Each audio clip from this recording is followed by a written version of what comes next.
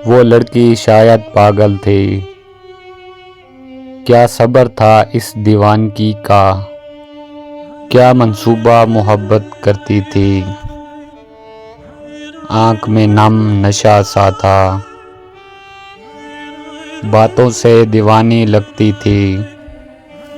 हमराज न था उसका कोई,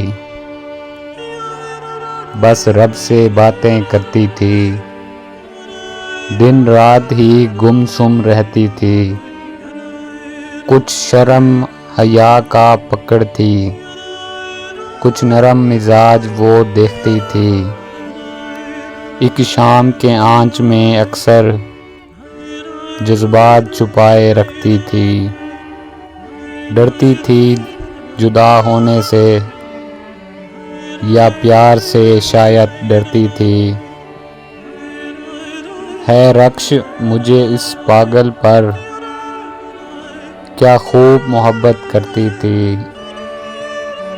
हमराज न था कोई उसका, बस रब से बातें करती थी।